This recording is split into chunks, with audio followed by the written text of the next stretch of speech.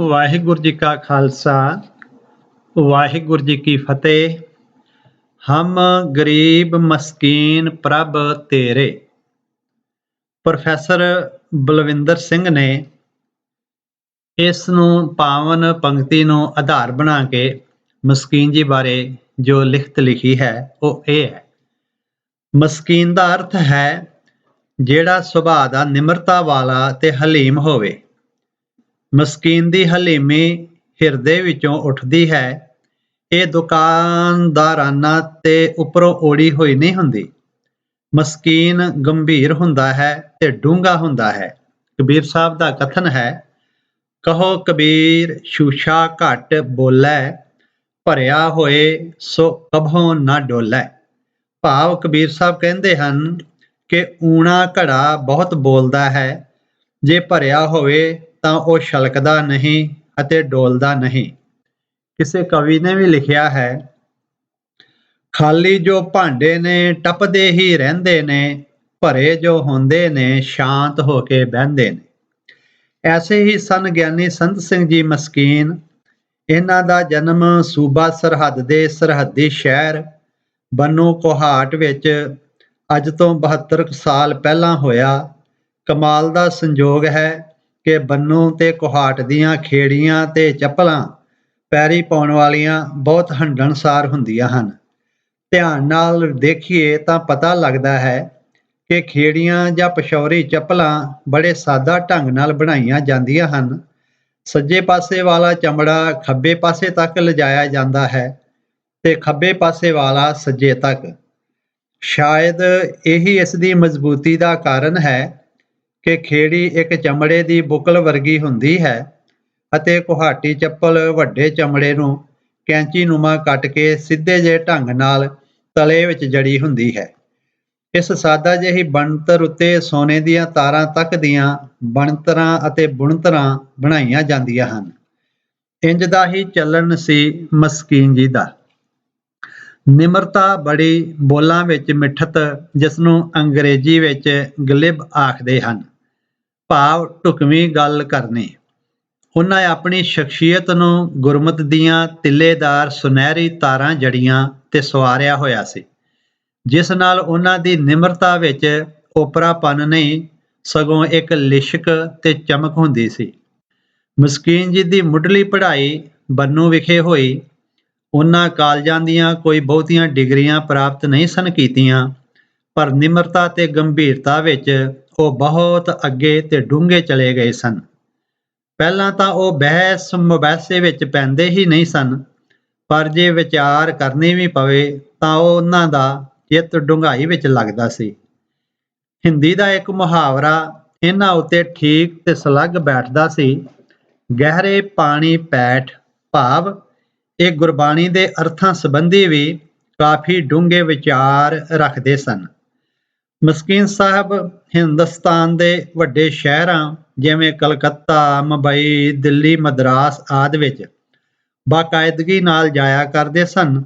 ਉੱਥੇ ਉਹਨਾਂ ਦੇ ਬੇਅੰਤ ਸਰੋਤੇ ਸਨ, ਜੋ ਉਹਨਾਂ ਦੀ ਆਮਦ ਦਾ ਪਤਾ ਲੱਗਣ ਤੇ ਸ਼ਹਿਦ ਦੀਆਂ ਮੱਖੀਆਂ ਵਾਂਗੂ ਮਿੱਠਤ ਬਟੋਰਨ ਵਾਸਤੇ ਇਕੱਠੇ ਹੋ ਜਾਂਦੇ ਸਨ।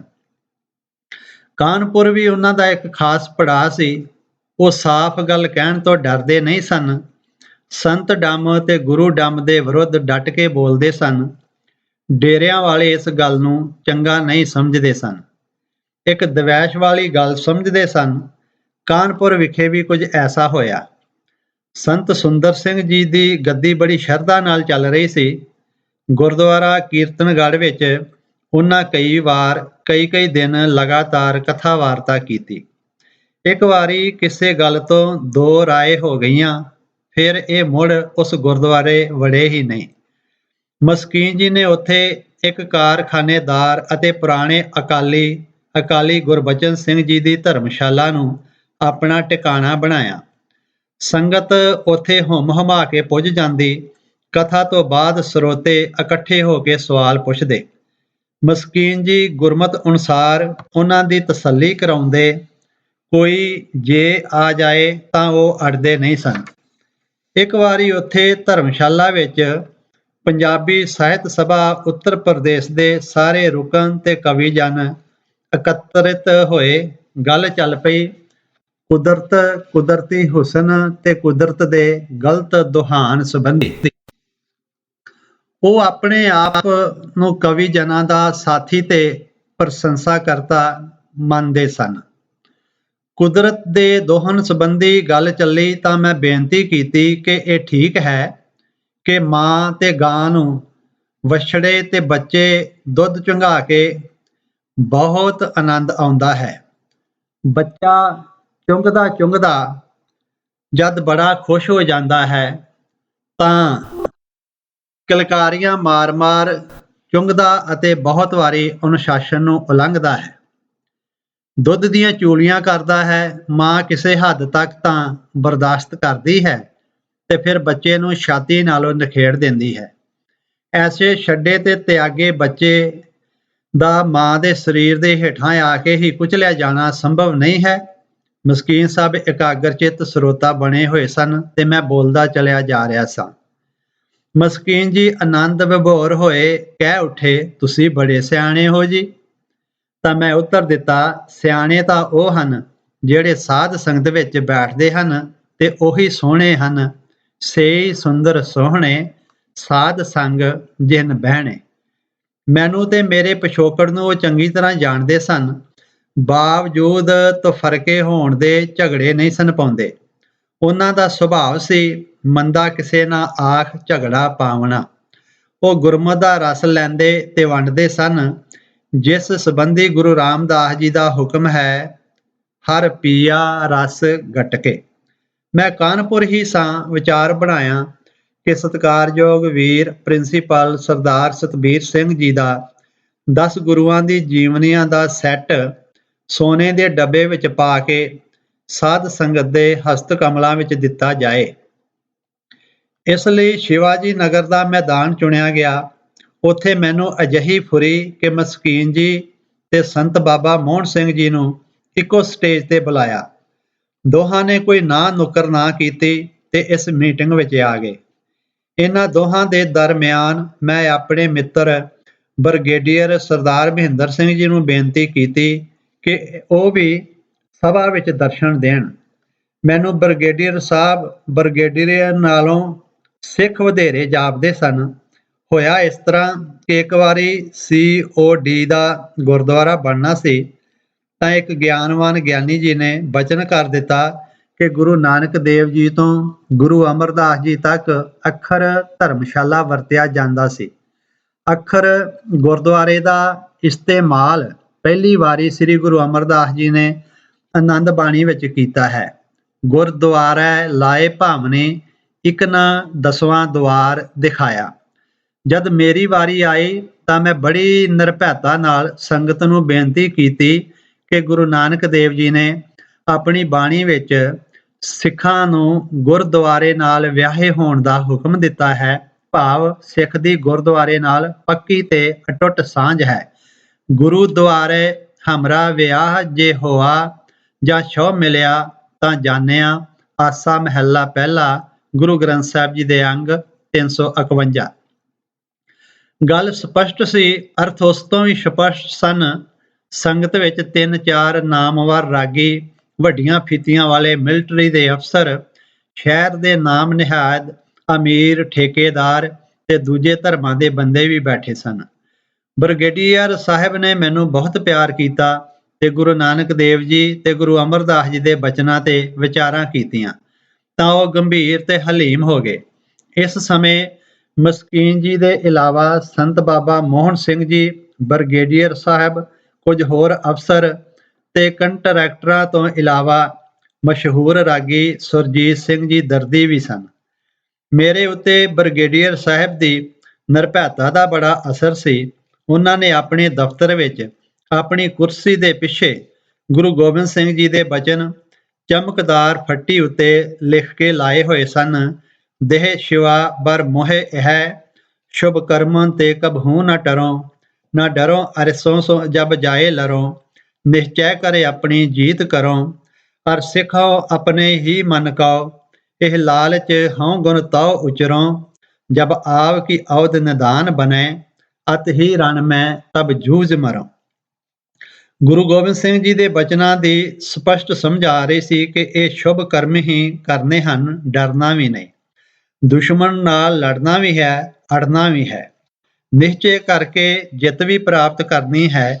ਅਜਿਹੀ ਗੰਭੀਰ ਤੇ ਮਜ਼ਬੂਤ ਦਸ਼ਾ ਕੇਵਲ ਉਸ ਸਿੱਖ ਦੀ ਹੀ ਹੋ ਸਕਦੀ ਹੈ ਜੋ ਸੁਭਾਅ ਦਾ ਮਸਕੀਨ ਹੋਵੇ।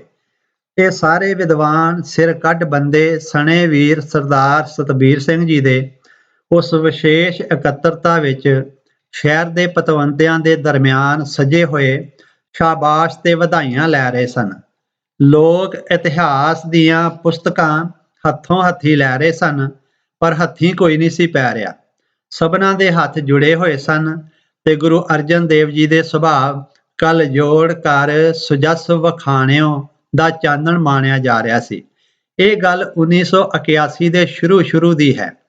ਫਿਰ ਸੰਨ 84 ਦੇ ਬਾਅਦ ਤਾਂ ਜਿਵੇਂ 84 ਦਾ ਬੋਲਬਾਲਾ ਹੋ ਗਿਆ। ਹੁਣ ਹੰਨੇ ਹੰਨੇ ਮੀਰੀ ਹੋਈ ਪਈ ਹੈ। ਸਾਰੇ ਹੀ ਮੀਰ ਲੀਡਰ ਹਨ। ਠੋਇਆਂ ਦੀ ਡਾਰ ਚਲੀ ਜਾ ਰਹੀ ਹੈ। ਸਭ ਨੇ ਬੁੰਡੇ ਰਤਾ ਉੱਚੇ ਚੁੱਕੇ ਹੋਏ ਹਨ। ਕਿਸੇ ਨੇ ਪੁੱਛਿਆ ਕਿ ਭਾਈ ਤੁਹਾਡੇ ਵਿੱਚੋਂ ਕਿਸ ਦੇ ਅੰਦਰ ਜ਼ਹਿਰ ਵੱਧ ਹੈ? ਤਾਂ ਇੱਕ ਮਲੰਗ ਨੇ ਉੱਤਰ ਦਿੱਤਾ, ਭਾਜੀ ਜਿਹਦੇ ਬੁੰਡੇ ਉੱਤੇ ਹੱਥ ਲਾਓ, ਜਿਹੜਾ ਰਤਾ ਹੋਰ ਵੱਡੇ ਅਹੁਦਿਆਂ ਤੇ ਹਨ, ਉਹਨਾਂ ਨੇ ਆਪਣੀਆਂ ਜ਼ਹਿਰੀਲੀਆਂ ਸਿਰੀਆਂ ਚੁੱਕੀਆਂ ਹੋਈਆਂ ਹਨ ਤੇ ਆਪਣਾ ਸਰਬ ਫਰਬਾ ਸਰੀਰ ਆਪਣੀ ਗਰਦਨ ਦੁਆਲੇ ਵਲਿਆ ਹੋਇਆ ਹੈ। ਮਲੰਗ ਕਹਿਣ ਲੱਗਾ, ਹੋਰ ਅੱਗੇ ਜਾਓ ਤਾਂ ਇਹ ਕੱਟੀਆਂ ਤੇ ਪਾਟੀਆਂ ਜ਼ੁਬਾਨਾਂ ਵਾਲੇ ਬਹੁਤਾਤ ਵਿੱਚ ਮਿਲ ਜਾਣਗੇ। ਇਹਨਾਂ ਦੇ ਪੱਲੇ ਹੋਰ ਕੁਝ ਨਾ ਹੋਵੇ, ਫੁੰਕਾਰ ਬੜੀ ਹੈ। ਮੈਂ ਉਦੋਂ ਜੋ ਕੁਝ ਅੱਖਰ ਬੋਲਿਆ ਉਹਦੇ ਵਿੱਚੋਂ ਇੱਕ ਫਿਕਰਾ ਸੁਣਾ ਰਿਹਾ ਹਾਂ। ਸੰਤ ਬਾਬਾ ਮੋਹਨ ਸਿੰਘ ਜੀ, ਮਸਕੀਨ ਜੀ, ਬਰਗੇਡੀਅਰ ਸਾਹਿਬ ਤੇ ਵੀਰ ਸਤਬੀਰ ਸਿੰਘ ਜੀ ਗੁਰੂ ਗੋਬਿੰਦ ਸਿੰਘ ਜੀ ਰੂਪੀ ਸੂਰਜ ਦੇ ਕੁਝ ਕਿਰਨਾਂ ਰੂਪੀ ਪੁੰਜ ਹਨ। ਹਰ ਪਾਸੇ ਜੋ ਚਾਨਣ ਹੈ ਉਹ ਉਂਝ ਗੁਰੂ ਦਾ ਹੀ ਹੈ। ਇਤਿਹਾਸਕ ਤੌਰ ਤੇ ਇਹ ਇੰਜ ਹੈ ਜਿਵੇਂ ਭਾਈ ਮਨੀ ਸਿੰਘ ਜੀ ਬੰਦ ਕਟਵਾ ਰਹੇ ਹਨ ਤੇ ਭਾਈ ਕਨ੍ਹਈਆ ਜੀ ਬੰਦ ਕੱਟਣ ਵਾਲਿਆਂ ਅਤੇ ਬੰਦੀ ਛਡਾਉਣ ਵਾਲਿਆਂ ਨੂੰ ਇੱਕੋ ਮਸ਼ਕ ਨਾਲ ਪਾਣੀ ਪਿਲਾ ਰਹੇ ਹਨ। ਸਿੱਖ ਹੀ ਉਤਕ੍ਰਿਸ਼ਟ ਹੈ, ਸਪਸ਼ਟ ਹੈ ਤੇ ਸਿੱਖ ਸਾਰੀ ਸ੍ਰਿਸ਼ਟੀ ਹੈ। ਅਸੀਂ ਜੋ ਨਹੀਂ ਸਮਝ ਸਕੇ ਜਾਂ ਸਮਝ ਰਹੇ, ਉਹਨਾਂ ਦਾ ਅੰਦਰਲਾ ਭ੍ਰਿਸ਼ਟ ਹੈ। ਇੱਥੇ ਜੇਕਰ ਮਸਕੀਨ ਦੀ ਪਰਿਭਾਸ਼ਾ ਨੂੰ ਬਾਣੀ ਵਿੱਚੋਂ ਲੱਭਣਾ ਹੋਵੇ ਤਾਂ ਕਬੀਰ ਸਾਹਿਬ ਜੀ ਦਾ ਹੁਕਮ ਵਿਚਾਰ ਲੈਣਾ ਚਾਹੀਦਾ ਹੈ। ਹਮ ਮਸਕੀਨ ਖੁਦਾਈ ਬੰਦੇ, ਤੁਮ ਰਾਜਸ ਮਨ ਭਾਵੈ, ਅੱਲ੍ਹੈ ਅਵਲ ਦੀਨ ਕੋ ਸਾਹਿਬ, ਜ਼ੋਰ ਨਹੀਂ ਫੁਰਮਾਵੈ। ਕਬੀਰ ਸਾਹਿਬ ਆਖਦੇ ਹਨ ਕਿ ਮੈਂ ਮਸਕੀਨ ਹਾਂ ਕਿਉਂਕਿ ਮੈਂ ਖੁਦਾ ਦਾ ਬੰਦਾ ਹਾਂ। ਰਾਜਾ ਰਾਮ ਮੇਰੇ ਮਨ ਨੂੰ ਬੜਾ ਚੰਗਾ ਲੱਗਦਾ ਹੈ। ਧਰਮ ਦਾ ਮੁੱਢ ਅੱਲਾ ਹੈ, ਕੋਈ ਨਾਸ਼ਵਾਨ ਮਨੁੱਖ ਨਹੀਂ। ਧਨ ਦੌਲਤ ਬਾਗ ਮਿਲਖ ਨਹੀਂ। ਹੁਕਮ ਤਾਂ ਸਾਹਿਬ ਦਾ ਚੱਲਦਾ ਹੈ, ਪਰ ਉਸ ਦੇ ਹੁਕਮ ਵਿੱਚ ਜ਼ੋਰ ਨਹੀਂ, ਜ਼ਬਰ ਨਹੀਂ, ਜ਼ਬਰਦਸਤੀ ਨਹੀਂ। ਉਹ ਕਾਦਰ ਕਰੀਮ ਹੈ, ਦਾਤਾ ਰਹੀਮ ਹੈ। ਸਭ ਕੁਝ ਉਸ ਦੇ ਕੋਲ ਹੈ, ਫਿਰ ਵੀ ਹਲੀਮ ਹੈ। ਕਬੀਰ ਸਾਹਿਬ ਪੁੱਛਦੇ ਹਨ ਕਿ ਹਿੰਦੂ ਮੁਸਲਮਾਨ ਕਿਸ ਨੇ ਬਣਾਏ? ਇਹ ਰੀਤ ਕਿਸ ਨੇ ਚਲਾਈ? ਉਸਨੇ ਤਾਂ ਸਿਰਫ ਮਨੁੱਖ ਬਣਾਏ ਸਨ। ਮਨੁੱਖਾਂ ਦੀਆਂ ਵੀ ਦੋ ਹੀ ਮੁੱਖ ਕਿਸਮਾਂ, ਗੁਰਮੁਖ ਤੇ ਮਨਮੁਖ। ਇਹ ਚਿੰਨ੍ਹ ਤੇ ਉਹਨਾਂ ਦੀ ਖੱਪ ਥਿਗੜੀ ਤੇ ਰੌਲਾ ਕਿਸ ਨੇ ਪਾਇਆ? ਭਗਤ ਜੀ ਫਰਮਾਉਂਦੇ ਹਨ ਕਿ ਧਰਮ ਲਈ ਝਗੜਨ ਵਾਲਿਆ, ਜਰਾ ਮਨ ਵਿੱਚ ਸੋਚ ਵਿਚਾਰ ਕੇ ਤੇ ਵੇਖ ਕਿ ਬਹਿਸ਼ਤ ਤੇ ਦੁੱਜ਼ ਕਿਸ ਨੂੰ ਪ੍ਰਾਪਤ ਹੋਇਆ ਹੈ। ਕਬੀਰ ਸਾਹਿਬ ਨੇ ਬੜੇ ਨਿਰਣਾਤਮਕ ਢੰਗ ਨਾਲ ਕਿਹਾ ਹੈ, ਕਵਨ ਨਰਕ ਕਿਆ ਸੁਰਗ ਵਿਚਾਰਾ, ਸੰਤਨ ਦੋ ਰਾਦੇ, ਹਮ ਕਾਹੂ ਕੀ ਕਾਣ ਨਾ ਕੱਢਤੇ, ਆਪਣੇ ਗੁਰ ਪ੍ਰਸਾਦੇ। ਭਾਵ ਮੈਂ ਆਪਣੇ ਗੁਰੂ ਦੀ ਕਿਰਪਾ ਨਾਲ ਕਿਸੇ ਦੀ ਮੁਹਤਾਜੀ ਵਿੱਚ ਨਹੀਂ ਹਾਂ, ਨਾ ਹੀ ਕਿਸੇ ਦਾ ਮੇਰੇ ਉੱਤੇ ਅਹਿਸਾਨ ਹੈ। ਰਾਦੇ ਦਾ ਭਾਵ ਰੱਦ ਕੀਤੇ ਹੋਏ ਹਨ। ਜਿਸ ਤਰ੍ਹਾਂ ਵਪਾਰੀ ਹਿਸਾਬ ਦੀਆਂ ਬੇਲੋੜੀਆਂ ਰਕਮਾਂ ਨੂੰ ਰੱਦ ਰਾਈਟ ਆਫ ਕਰ ਦਿੰਦੇ ਹਨ, ਕਾਜ਼ੀ ਮੁਗਲਿਆ ਹਕੂਮਤ ਦਾ ਨਿਆਂਦਾਤਾ ਤੇ ਜੱਜ ਹੈ। ਕਬੀਰ ਸਾਹਿਬ ਨੂੰ ਕਿਸੇ ਕਿਸਮ ਦਾ ਡਰ ਨਹੀਂ ਕਿ ਉਹ ਜੱਜ ਨੂੰ ਗੱਲ ਕਹਿ ਰਹੇ ਹਨ। ਜਦ ਰਾਜਾ ਰਾਮ ਸਾਡੀ ਪਿੱਠ ਤੇ ਹੈ ਤਾਂ ਅਦਾਲਤ ਦੀ ਬੇਅਦਬੀ ਤੇ ਬੇਹੁਰਮਤੀ ਦਾ ਫਿਰ ਡਰ ਕਾਹਦਾ? ਭਾਵ ਕੋਈ ਡਰ ਨਹੀਂ।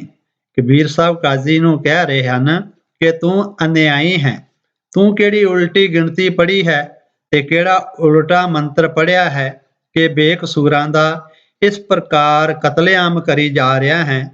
ਉਹਨਾਂ ਨੂੰ ਇਹ ਵੀ ਪਤਾ ਨਹੀਂ ਲੱਗ ਰਿਹਾ ਕਿ ਉਹਨਾਂ ਦਾ ਕਸੂਰ ਕੀ ਹੈ, ਉਹਨਾਂ ਨੂੰ ਕਿਉਂ ਮਾਰਿਆ ਜਾ ਰਿਹਾ ਹੈ।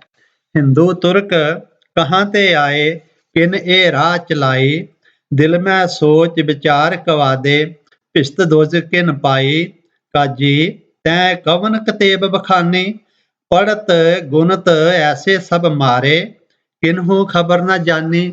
ਰਹਾਉ ਸਖਤ ਸਨੇਹ ਕਰ ਸੁਨਤ ਕਰੀ ਹੈ, ਮੈਂ ਨਾ ਬਦਾਊਂਗਾ ਭਾਈ, ਜੌਰੇ ਖੁਦਾਏ ਮੋਏ ਤੁਰਕ ਕਰੇਗਾ, ਆਪਣੀ ਹੀ ਕਟ ਜਾਈ। ਸੁਨਤ ਕੀਏ ਤੁਰਕ ਜੇ ਹੋਏਗਾ, ਔਰਤ ਕਾ ਕਿਆ ਕਰੀਐ, ਅਰਧ ਸਰੀਰੀ ਨਾਰ ਨਾ ਛੋੜੈ, ਤਾਤੇ ਹਿੰਦੂ ਹੀ ਰਹੀਐ। ਛਾੜ ਕਤੇਬ ਰਾਮ ਭਜ ਬੌਰੇ, ਜ਼ੁਲਮ ਕਰਤ ਹੈ ਭਾਰੀ, ਕਬੀਰੈ ਪਕੜੀ ਟੇਕ ਰਾਮ ਕੀ, ਤੁਰਕ ਰਹੇ ਪਚਹਾਰੀ। ਮੈਨੂੰ ਕਿਸੇ ਵੀ ਤਰੀਕੇ ਨਾਲ ਵਰਗ ਲਾਇਆ ਨਹੀਂ ਜਾ ਸਕਦਾ। ਮੈਂ ਸਿੱਖ ਹਾਂ, ਸ਼ਕਤੀ ਨਾਲ ਵੀ ਨਹੀਂ, ਲਾਲਚ ਨਾਲ ਤਾਂ ਬਿਲਕੁਲ ਹੀ ਨਹੀਂ। ਮੇਰਾ ਧਰਮ ਕੋਈ ਤਬਦੀਲ ਨਹੀਂ ਕਰ ਸਕਦਾ। ਇਹ ਹੱਕ ਮੈਨੂੰ ਖੁਦਾ ਬਰਤਰ ਪਾਸੋਂ ਪ੍ਰਾਪਤ ਹੋਇਆ ਹੈ। ਤਾਂ ਹੀ ਤੇ ਗੁਰੂ ਤੇਗ ਬਹਾਦਰ ਜੀ ਡਟ ਗਏ ਤੇ ਚੁਰਾਹੇ ਵਿੱਚ ਸਿਰ ਕਟਾ ਲਿਆ, ਸਿਰੜ ਨਹੀਂ ਦਿੱਤਾ। ਜੇ ਮੈਨੂੰ ਖੁਦਾ ਨੇ ਮੁਸਲਮਾਨ ਬਣਾਉਣਾ ਹੁੰਦਾ ਤਾਂ ਮੇਰੀ ਸੁਨਤ ਭਾਵ ਖਤਨਾ ਖੁਦਾ ਨੇ ਹੀ ਕਰ ਦੇਣਾ ਸੀ। ਸੁਨਤ ਜੇ ਧਰਮ ਹੈ ਤਾਂ ਕਾਜ਼ੀ ਤੂੰ ਔਰਤ ਦਾ ਕੀ ਕਰੇਗਾ? ਉਹਨਾਂ ਦੇ ਵਿੱਚ ਤਾਂ ਇਹ ਅੰਗ ਮੂਲੋਂ ਹੀ ਨਹੀਂ ਹੈ। ਮੂਰਖ ਮਨੁੱਖਤਾ ਨਹੀਂ ਦੇਖ ਰਿਹਾ, ਹੋਰ ਕਹਾਣੀਆਂ ਵਿੱਚ ਉਲਝ ਕੇ ਧਰਮ ਨੂੰ ਹੋਰ ਅਸਪਸ਼ਟ ਕਰ ਦਿੱਤਾ ਹੈ। ਧਰਮ ਦੀ ਮੁੱਢਲੀ ਭਾਵਨਾ ਹੀ ਪ੍ਰਦੂਸ਼ਿਤ ਹੋ ਗਈ ਹੈ। ਨਾਰ ਨੂੰ ਇਸਲਾਮ ਵਿੱਚ ਅਰਧ ਸਰੀਰੀ ਮੰਨਿਆ ਗਿਆ ਹੈ। ਤਾਂ ਹੀ ਤੇ ਅਦਾਲਤ ਵਿੱਚ ਇੱਕ ਔਰਤ ਦੀ ਬਜਾਏ ਦੋ ਔਰਤਾਂ ਗਵਾਹੀ ਦੇਣ ਤਾਂ ਉਹ ਗਵਾਹੀ ਦੇਣ ਦੇ ਕਾਬਲ ਹਨ।